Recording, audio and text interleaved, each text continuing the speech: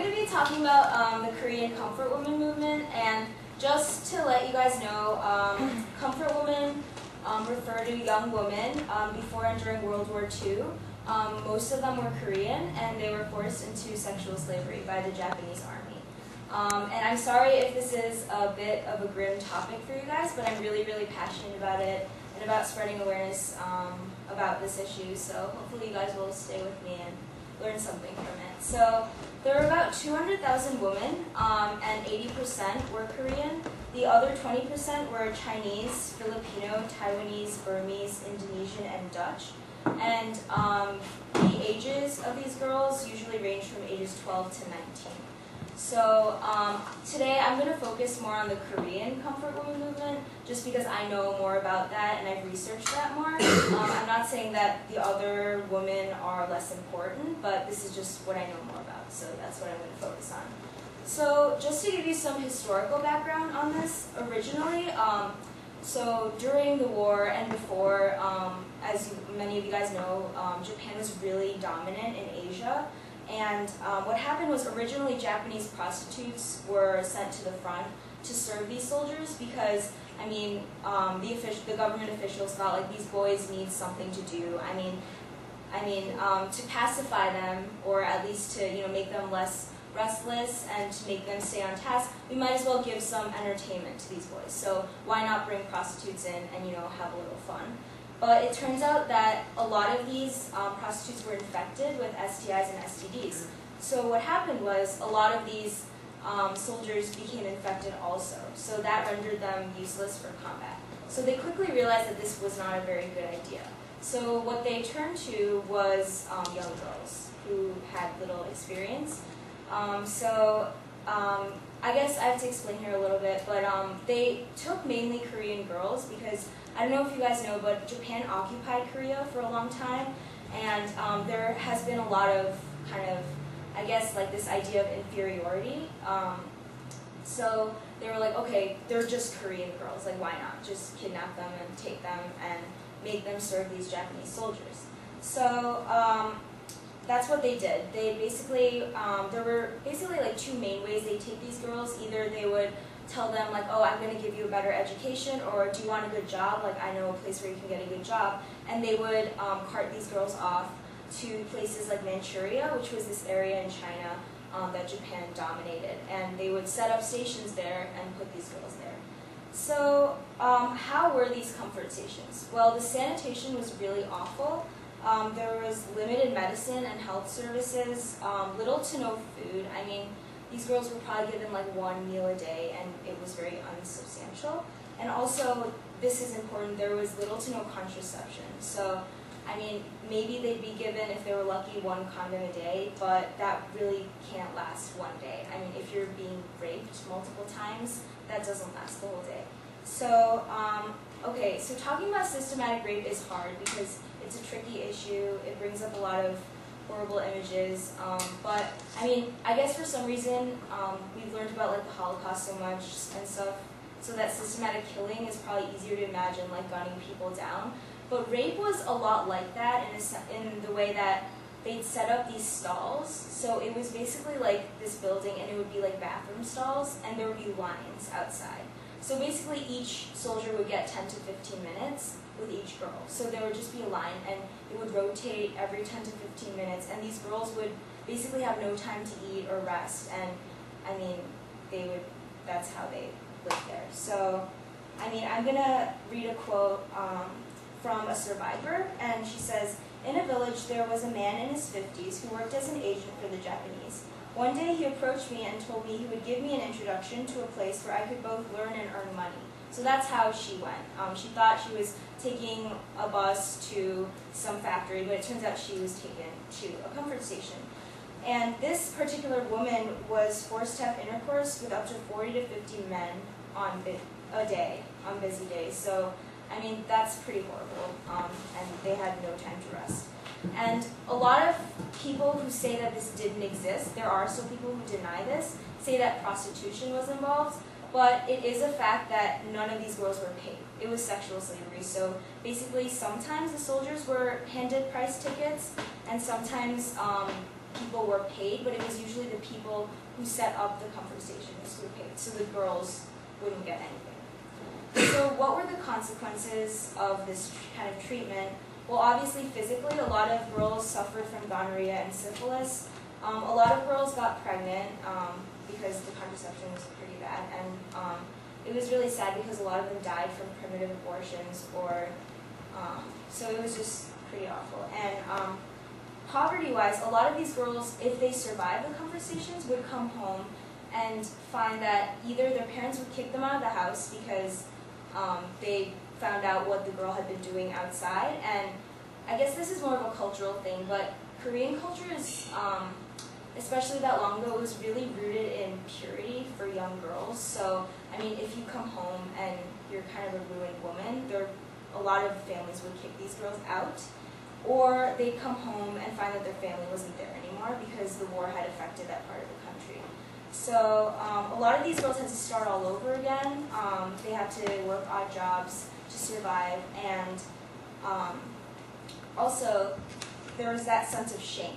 So a lot of these girls had this psychological trauma that, oh my God, like it's my fault, like I'm dirty, like I'm useless. So a lot of these girls didn't get married, they had to support themselves on their own. A lot of them lost the ability to have children. So it's a pretty awful situation. And a lot of the survivors in Korea at least live in shelters now. So a lot of them still can't adequately support themselves with their own jobs or whatever. So I guess that's a little bit of the history, and I'm going to go now into the history of the movement and what happened, like the human rights movement, I guess. So in August of 1991, there was a woman named Kim Hak-soon, and what she did was she decided, I mean, she was incredibly brave, and she decided that I'm going to just publicly testify and tell people what I went through. And it's interesting because a lot of Koreans knew about this before, but it was always like one of those topics that one would evade in discussion because it was so loaded and kind of controversial. But she publicly testified and told her personal story, and that kind of started the movement. And after that, there was this huge uproar, and the issue was taken to court. It wasn't successful at all, and it still isn't today, which is pretty sad. But they did succeed in organizing protests every Wednesday, starting January 1992. So in Seoul, South Korea, in front of the Japanese embassy, every Wednesday, no matter how hot or cold or whether it's raining or snowing or whatever, there will be a crowd of people out there protesting. So it's been going on for 20 years, and it's still going on today. So I'm going to read a list of demands that the Korean Council kind of, I guess, made public after this movement started. So 1, that the Japanese government admits the crime of a compulsory drafting of Korean women as comfort women. 2, that all barbarities be fully investigated. 3, that an official apology be made through the resolution of the Japanese Diet. 4, that legal compensations be made for the survivors and their bereaved families. 5, that all the facts and truth about military sexual slavery by Japan be recorded in the Japanese history textbook. 6, that a memorial and a museum be built. And 7, that those responsible for the crime be punished. And it's kind of pathetic because I guess like half of I guess none of these have been fulfilled since then. And only number 6, that a memorial and a museum be built, has been half fulfilled. There is a museum in Japan dedicated to these women, but it was created by like an organization. It wasn't like a direct government effort. It was more just very kind Japanese citizens saying we should honor these women. So what was the Japanese response to this? Well, a lot of right-wing groups, a lot of conservative groups, basically said, okay, first of all, like, it was prostitution. So, I mean, honestly, these girls just did this for money. I mean, it's not a big deal. Also, that it was inevitable, and that it was a necessary evil for war. So, like, how could we have kept order in the army if we hadn't brought these girls in? Like, if we hadn't given these boys some kind of entertainment? And also that recruitment was then legal. And that point is really tricky because Japan actually signed a ton of international agreements that banned slavery before before they even started setting up comfort stations. For example, they signed the International Convention for the Suppression of Traffic in Women and Children in 1921, and they also signed the 1926 Slavery Convention.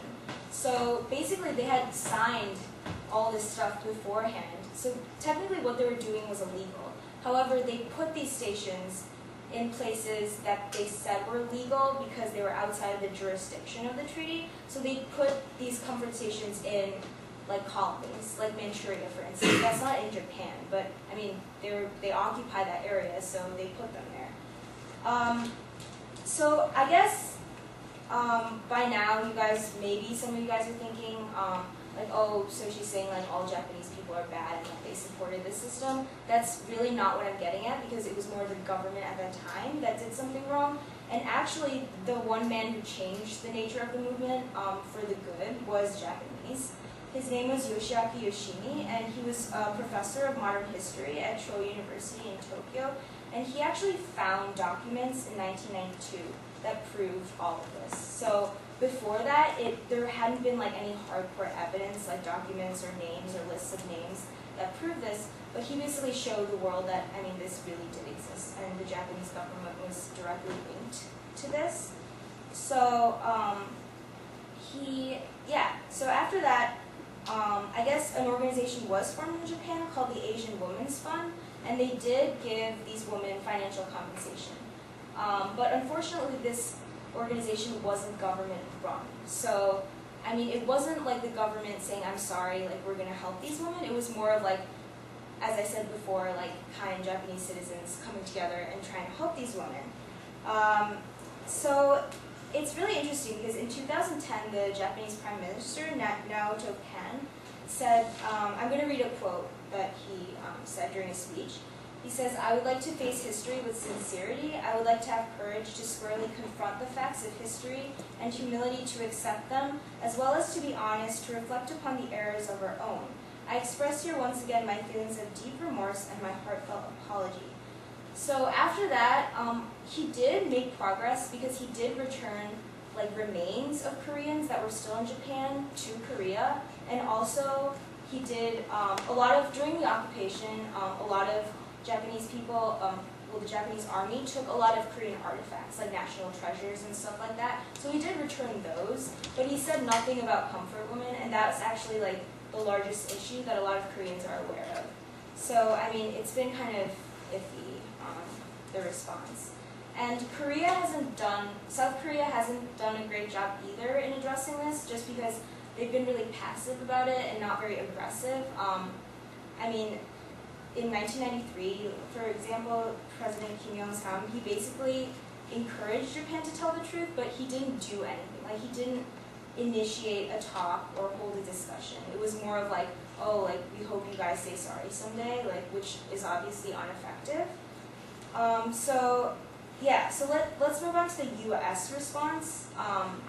So in 2007, the House of Representatives passed a resolution that urged Japan to formally acknowledge, apologize, and accept historical responsibility in a clear manner for this kind of sexual slavery.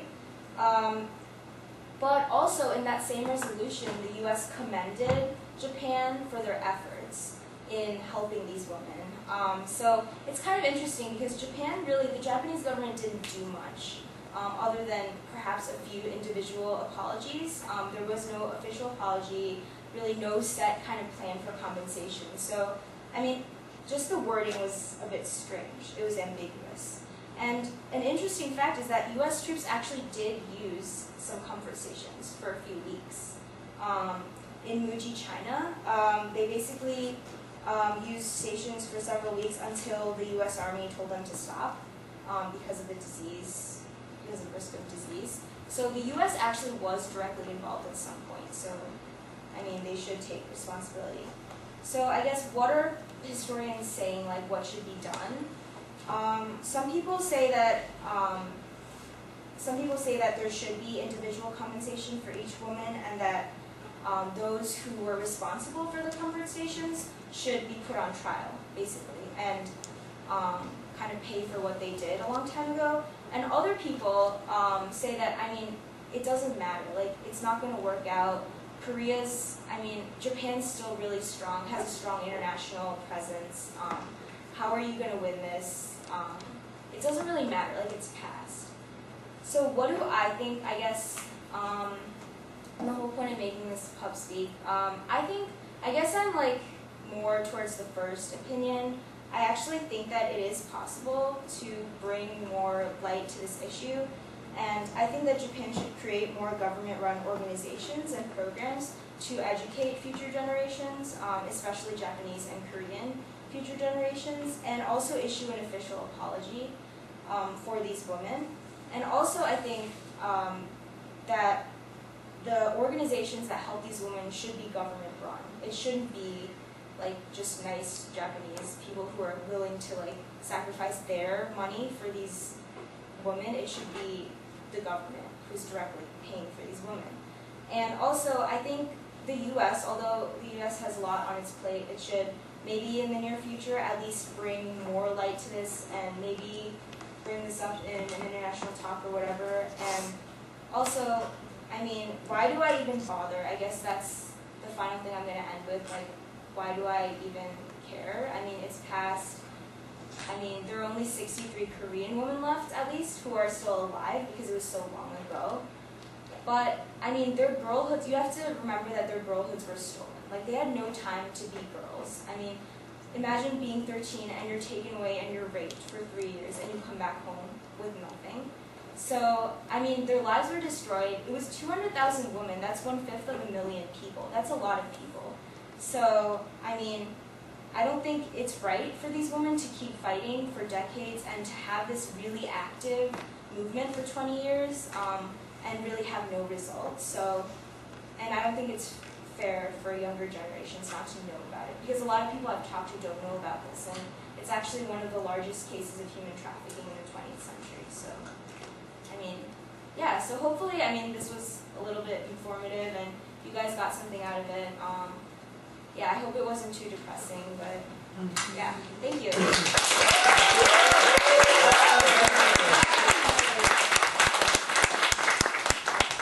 Yeah, and before discussion, sorry, I printed this out, but this was actually in the New York Times in March, and so this actually shows that there has been progress going on, because this was just like one big page in the newspaper, and it actually like talks about the movement specifically, so I mean, there has been progress. Yeah. Okay, so first of all, thank you for bringing this up. Like, I've heard about comfort orders, but I've never gotten an in-depth knowledge about it, so I really appreciate it because of this topic. I know it's touchy and controversial, but I feel like that's one of the reasons why Pubspeak exists. But I guess my question is like the Japanese professor that actually found the documents and stuff like that. Did he receive any like repercussions from the Japanese government because there's still probably? I actually don't know. That's actually really interesting that you brought that up. Like, I should probably look that up. But I don't think he did, because like when I researched him, there wasn't anything that like showed up. But I mean, they couldn't really deny it afterwards. They probably did like feel frustrated because like, I mean, the documents came out. They couldn't deny it, but I'm not really sure. I could get back to you if you want me to. Kathy. You mentioned like education in Korea and Japan, and I think that it's a very interesting issue because, you know, Korea, and not just Korea, but actually a lot of other Asian countries, I would definitely say that there's remnant hostility, and maybe not just hostility, but there's definitely uneasiness between Japan and the rest of Asia about history and a lot of unresolved issues, if you will. Yeah. So, I guess what I'm asking is how much do you think that's a totally internal conflict that has to be resolved over time, and how much do you think, you know, like European or American education should be making their future generations aware of these issues? Because I understand that like American schools have a limited scope, you know, and obviously each country is foremost concerned with their own history, but do you believe it's possible or doable for American history classes to bring more awareness? I mean, I think it's certainly doable. I mean, I don't think anything is impossible, especially like education-wise. I mean, I think it's necessary for Western powers to get involved, just because historically they've had more weight in these kind of matters, and I mean, although it would be ideal for it to be solved internally, just because, I mean, although the U.S. was involved a little bit, it more concerns like Japan and Korea and then the other Asian countries where women were taken from. But for me, I guess, like my vision, I guess, or what would be ideal for me, it would be really nice for Western powers to kind of step in. And I mean, because it's this huge case of human trafficking and nobody knows about it. I mean, these girls were just taken without any permission at all and raped. So, I mean, it's a huge issue, and I guess it does tie into a lot of human rights stuff. So, I think it's relevant, and I think people should talk about it more, especially in the U.S. Rebecca. So I'm coming at this from a completely uninformed perspective, but just what Kathy said about how there's still sort of some tension between like Japan and other Asian countries. Yeah. So, and again, I'm coming at this completely uninformed, so, correct me if I'm going off on some crazy tangent. But would more education about, like, what happens, like, during this rape in, like, Korea and specifically, would that just increase antagonism between Korea and Japan? Oh, that's an interesting question. Well, Because obviously it happened, but would that just sort of make the whole, whatever tension's going on now worse? Yeah, okay. I don't know. Yeah, I think maybe I should explain a little bit about like the resentment. I guess it's not as prevalent like today for like my generation, but it's like maybe my grandparents, like they'll still talk about like that kind of stuff. And like, I mean, it was really, like the occupation was interesting because like we weren't allowed to have Korean names, we weren't allowed to speak Korean, the girls had to have their hair cut up to their chins. Like it was like really like orderly, like we were occupied basically. So like, I mean, just that impact still lingers, I guess, and it's really hard to like get out of that, I guess. But I think regardless, like no matter like how that affects like that kind of sentiment, I think it should still be like people should still be educated, because then I think like understanding more of like what exactly happened might actually like help people think about it in like clearer terms instead of just like, oh, they're Japanese, like I don't like them. More like, like what actually happened, what